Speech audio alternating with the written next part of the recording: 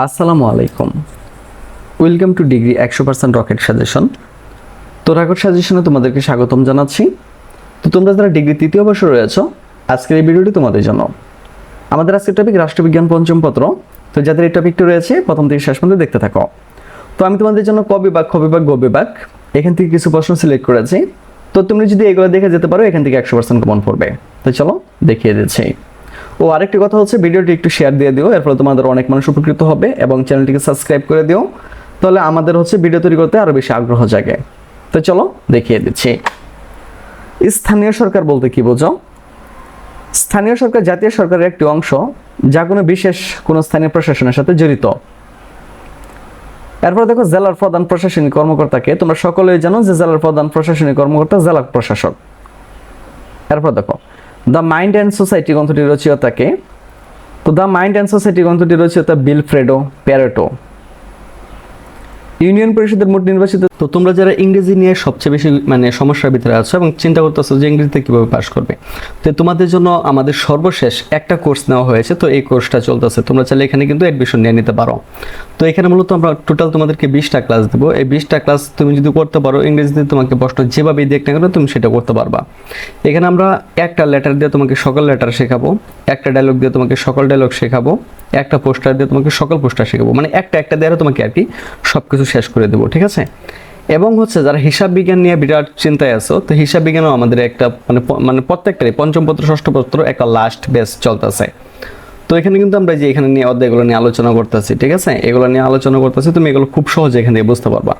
এখানে তুমি সর্বোচ্চ 30 থেকে 32টা ক্লাস পাবা, যেটা তোমার সর্বোচ্চ একদিনই যথেষ্ট, ঠিক আছে? 3 থেকে 4 ঘন্টার মতো ক্লাস হবে। তুমি যদি এখান থেকে করতে পারো এই ক্লাসগুলো, 100% তুমি পাস করে যাবা। তো যাদের ইংরেজি এবং হিসাব বিজ্ঞানের সমস্যা আছে, তারা আমাদের সাথে কন্ট্যাক্ট করতে পারো। ওকে, সদস্য সংখ্যা কত? এটা হচ্ছে 13 জন। লিটিল রিপাবলিক কাকে বলা হইতো? এটা হইতেছে ভারতের প্রাচীন ভারতের গ্রামগুলোকে আর কি লিটল রিপাবলিক বলা হতো। পূর্ব বাংলা থেকে জমিদার প্রথা উচ্ছেদ করা হয় কত সালে? 1950 সালে। মৌলিক গণতন্ত্র আদেশ কত সালে প্রবর্তন করা হয়? 27 অক্টোবর 1959 সালে। মৌলিক গণতন্ত্র অধ্যাদেশকে জারি করেন আইয়ুব খান। ব্রিটিশ ভারতে 1870 সালে চৌকিদার পঞ্চায়েত আইনকে প্রবর্তন করেন, এটা হচ্ছে লর্ড মেয়ো। উপজেলা পরিষদের নির্বাচিত প্রধানকে কি বলা হয়? তোমরা সকলেই জানো যে উপজেলা পরিষদের নির্বাচিত প্রধানকে বলা হয় উপজেলা চেয়ারম্যান। বাংলাদেশে বর্তমানে সিটি কর্পোরেশনের সংখ্যা কয়টি? এটা হচ্ছে 12টি। ইউনিয়ন পরিষদে কতটি পদ নারী সদস্যদের জন্য সংরক্ষিত? এটা হচ্ছে 3টি। জেলা পরিষদে মোট নির্বাচিত সদস্য সংখ্যা কত? এটা হচ্ছে 21 জন। অর্থনৈতিক পরিকল্পনা কি? কোন দেশের অর্থনৈতিক উন্নয়নের লক্ষ্যে পরিকল্পিত কর্মসূচিকে অর্থনৈতিক পরিকল্পনা বলা হয়? জাতীয় অর্থনৈতিক পরিষদ কি? দেশের যে কোনো ধরনের পরিকল্পনা প্রণয়ন ও উন্নয়নমূলক কার্যক্রম পরিচালনার সর্বোচ্চ কর্তৃপক্ষ হলো জাতীয় অর্থনৈতিক পরিষদ। বাংলাদেশের প্রথম পঞ্চবার্ষিক পরিকল্পনার সময়কাল উল্লেখ করতে হবে, এটা হইতেছে তোমার 1973 থেকে 1978 সাল। সিদ্ধান্ত গ্রহণের প্রথম ধাপ কোনটি? এটা হচ্ছে তোমার অবশ্যই কি সমস্যা শনাক্তকরণ করে নিতে হবে। স্থানীয় পর্যায়ে পরিকল্পনা কি? কেন্দ্রীয় মন্ত্রণালয় হতে আরোপিত সম্পদ এবং স্থানীয় সম্পদের সমন্বয়ের ভিত্তিতে জনগণের অংশগ্রহণ এবং স্থানীয় কর্তৃপক্ষের সাথে মত বিনিময়ের মাধ্যমে যে পরিকল্পনা করা হয় তাকে স্থানীয় সরকার পরিকল্পনা বলা হয়। গ্রামীণ রাজনীতি কি? গ্রামীণ জনগণের রাজনৈতিক কর্মকাণ্ড ও আচার অনুষ্ঠানকে গ্রামীণ রাজনীতি বলা হয়। গ্রামীণ সমাজের প্রধান বৈশিষ্ট্য কি? মনে রাখতে হবে, গ্রামীণ সমাজের প্রধান বৈশিষ্ট্য হচ্ছে এই সমাজ কৃষি নির্ভর। গ্রাম্য আদালত কি? ইউনিয়ন পরিষদের চেয়ারম্যান ও মেম্বার কর্তৃক প্রদত্ত বিচার ক্ষমতা প্রয়োগ করে গ্রামীণ সমাজে যে বিচার কার্য পরিচালনা করা হয় তাকে গ্রাম্য আদালত বলা হয়। সালিশ বলতে কি বোঝো? সালিশ হচ্ছে দুই পক্ষের বিদ্যমান দ্বন্দ্ব বা কলহ নিরসনকল্পে তৃতীয় পক্ষের মধ্যস্থতা করার প্রক্রিয়া। পোষক কি? পোষক বলতে এমন এক ধরনের ব্যক্তি বা ব্যক্তিবর্গকে নির্দেশ করে যারা মনিবের ভূমিকায় অবতীর্ণ হয়। বার্ডের পুনরূপ কি? তো বার্ডের পুনরূপ হচ্ছে Bangladesh academy for rural development. গ্রামীণ সমাজের জ্ঞাতি সম্পর্কের ভিত্তি কি? তো গ্রামীণ সমাজের জ্ঞাতি সম্পর্কের ভিত্তি হচ্ছে পারিবারিক বা সামাজিক বন্ধন। আনুষ্ঠানিক নেতাকে? প্রাতিষ্ঠানিক কাঠামোতে গড়ে ওঠা নেতৃত্বকে আনুষ্ঠানিক নেতা বলা হয়। বিকেন্দ্রীকরণ কি?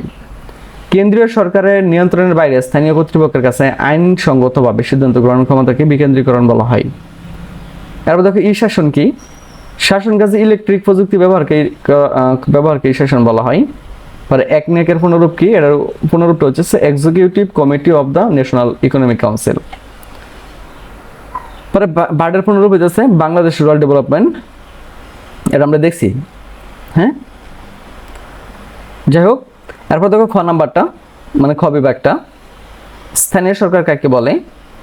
স্থানীয় শাসন কি? মৌলিক গণতন্ত্র কি? 1919 সালে স্থানীয় শাসন সম্পর্কে সংক্ষেপে বর্ণনা করো। মাঠ প্রশাসন বলতে কি বোঝো? পৌরসভার গঠন বর্ণনা করো। ইউনিয়ন পরিষদের গঠন বর্ণনা করো। পোষক ও পোষ্য সম্পর্ক কি? সালিশ কি? গ্রামীণ নেতৃত্ব কিভাবে গড়ে ওঠে? রাজনীতিতে স্থানীয় জনগণের অংশগ্রহণ কিভাবে ঘটে? আনুষ্ঠানিক ও অনানুষ্ঠানিক নেতৃত্ব কাকে বলে? বিকেন্দ্রীকরণের সংজ্ঞা দাও। বাংলাদেশ পল্লী উন্নয়ন বোর্ড কি? রাজনৈতিক অংশগ্রহণ কি? পল্লী উন্নয়ন কি? ক্ষুদ্র ঋণের সংজ্ঞা দাও। সবুজ বিপ্লব কি বা সবুজ বিপ্লব বলতে কি বোঝো? এরপর দেখো গ বিভাগ থেকে তোমাদের জন্য যে প্রশ্নগুলো সিলেক্ট করা হয়েছে। নাম্বার 1, স্থানীয় সরকারের অধ্যয়নের পদ্ধতি বর্ণনা করো। গণতন্ত্র প্রতিষ্ঠায় স্থানীয় স্বায়ত্তশাসিত সরকারের ভূমিকা আলোচনা করো। স্থানীয় সরকারের মূলনীতিসমূহ আলোচনা করো। বাংলাদেশের স্থানীয় সরকারের প্রধান সমস্যা চিহ্নিত করো। বাংলাদেশের স্থানীয় সরকারের উপর কেন্দ্রীয় সরকারের নিয়ন্ত্রণ ব্যাখ্যা করো। বাংলাদেশের স্থানীয় সরকার ব্যবস্থার ক্রমবিকাশ আলোচনা করো। বাংলাদেশের স্থানীয় সরকার গতিশীল করার কয়েকটি উপায় লিখো।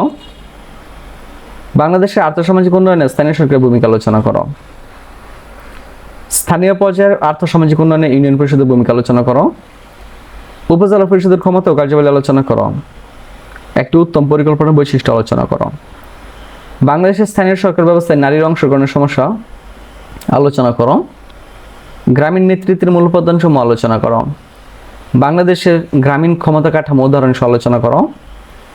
বাংলাদেশের গ্রামীণ সমাজ কাঠামো পরিবর্তনের কারণসমূহ উল্লেখ করো। বাংলাদেশের গ্রামীণ কোন্দলের কারণসমূহ আলোচনা করো। পল্লী উন্নয়নে বাংলাদেশ সরকারের গৃহীত কর্মসূচি আলোচনা করো। সামাজিক পরিবর্তন হচ্ছে মানুষের জীবন প্রণালীর ধরনের পরিবর্তন উক্তি আলোচনা করো।